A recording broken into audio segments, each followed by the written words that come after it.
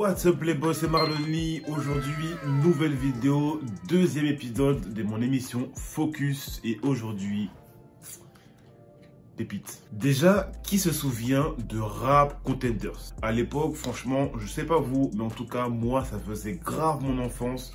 On se souvient tous des clashs qu'ils faisaient. Franchement, c'était vraiment des masterclass. Que des punchlines sur punchlines, c'était vraiment abusé. Un truc que je kiffais vraiment à l'époque, regarder quand j'étais en primaire, début collège quoi. C'était que des dingueries. Parce qu'on se rappelle quand même de l'époque de Nekfeu, Gizmo, Jazzy Bass, Dean Burbigo, même Wojtek, enfin tous ces gens-là à l'époque, franchement, c'était des masterclass, des punchlines sur punchlines, c'était vraiment abusé. Et aujourd'hui, on va bien sûr parler de Jazzy Bass. Et oui les potes, Jazzy Bass, déjà étant très fan de sa technique à l'époque sur les RC, sur les Rap Contenders. Gaiden, ta vie, tu l'as assez raconté. Ta création, c'est une aberration. Tu galéras à faire un son frais. La seule fois que t'as eu un bon track, c'est quand t'as su que t'allais m'affronter. Là, je me rappelle de ces trois clashs qu'il avait fait. Un contre Wojtek, un contre Gaiden et le troisième c'était contre Pandore. Ces trois-là, je m'en souviens, c'est vraiment que des tueries. En bref, tu n'as aucun son lourd. Dans le rap, t'as tout tenté en vain. Tremplin concours. Maintenant, tu clashes un ancien et tu crois que c'est enfin ton jour. Frangin, sers-toi de ton rap monocorde pour te pendre un bon coup. Et il revient en force avec son album Memoria. Franchement, je l'ai écouté, c'est une pure tuerie. Plus je m'éloigne dans ma mémoire, et plus elle témoigne que mon âme est noire. Memoria. Et du coup, je me suis dit, pourquoi pas faire l'émission Focus sur son album. Let's go.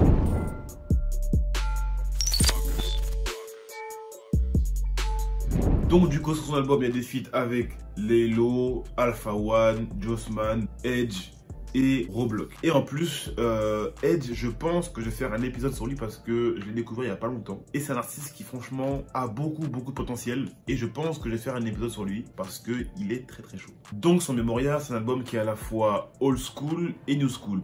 Old school dans le sens où lui-même disait qu'il était beaucoup fan de cette époque-là, où il écoutait beaucoup de NTM, IAM, Sniper, et il a été beaucoup influencé par Danny Dan. Par sa façon d'être, sa façon de penser, vraiment le personnage en lui-même, il a beaucoup été influencé par lui. Et c'est ce qui a permis de faire un gros déclic dans ça, de vraiment se mettre dans le rap, et c'est ça qui lui a, je pense, permis de se lancer dedans, et lui donner aussi un amour pour le rap. Parce que c'est vraiment la personne qui lui a vraiment aussi, dans son parcours, aidé à être fan de rap. Et je rebondis encore dessus parce que dans son album, il avait dit une phrase. Viens pas parler rap, c'était un culte. Et ouais, comme quoi, il n'est pas que fan. Pour lui, c'est aussi une histoire d'amour. Après, il disait aussi que l'évolution du rap fait que plus ça évolue, moins il s'y connaît. Tu veux pas tout connaître non plus, voilà, on n'est pas non plus des génies. Mais moi, je me disais que franchement, plus le rap évolue, moins je m'y connais parce qu'il y a vraiment beaucoup de styles, beaucoup de choses qui arrivent et tout, franchement. Et même à travers mes vidéos, je me cultive, tu vois. Donc je trouve que c'est assez important de connaître l'histoire. Mais pas non plus être le mec genre en mode je connais tout, mais qui au final ne connaît rien parce que il balance que des fake news et c'est pas intéressant.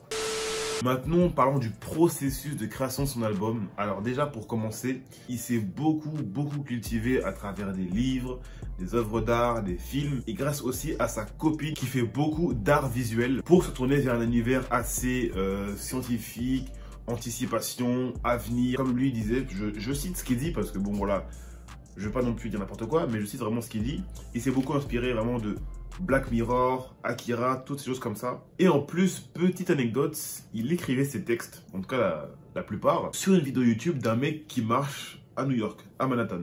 C'est vraiment très inspirant parce que pour lui, ça permet aussi de se détendre et de trouver des meilleures idées, je pense. Et en plus, ça se ressent parce que c'est vraiment un mec de la nuit, lui-même le disait. Et c'est quelqu'un qui est assez observateur et qui décrit un peu ce qui l'entoure. C'est un peu comme moi parce que même moi de base, en général, je suis un mec qui est très observateur.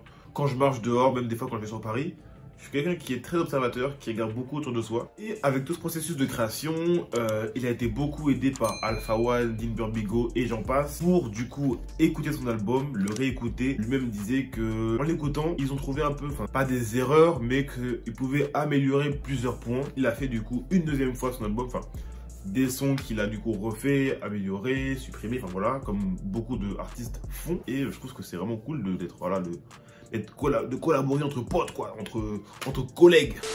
Et pour finir, on va parler du feat avec Laylo, parce qu'il y a beaucoup de choses à dire dessus. Déjà pour commencer, Laylo et Jazzy se connaissaient depuis le projet Merci de Laylo. Ils se croisaient beaucoup dans les salles, dans les studios et tout, donc ils ont beaucoup discuté. Voilà, donc du coup c'est un peu un tour de passe-passe, il y a vraiment beaucoup de... ils échangent, il y a un coup tu vois Jazzy, un coup tu vois Laylo, voilà, c'est vraiment un aller-retour, c'est vraiment un son qui est ultra bien travaillé. Même si je voulais l'aimer, ça lui ferait du mal. De toute façon, je suis sûr qu'on finira là. Je réponds pas là, je suis complètement arraché. Elle sait que je veux pas m'attacher, tout ce que j'aime c'est faire du blé. J'expulse une épaisse fumée de... Et franchement, les deux sont très très forts. Très forts. Et en plus, deuxième anecdote de l'album, il y a une phrase qui disait « Fier de réaliser les rêves de mon père qui faisait sa musique dans le métro ». Parce que c'est vrai que son père faisait de la musique auparavant et voulait aussi du coup en vivre. Mais bon, ça n'a pas fonctionné. Mais il a quand même réussi à être prof de musique, donc c'est très cool. Et c'est la personne qu'on entend dans le solo de saxo. C'est assez intéressant. Et franchement, le solo est... magnifique.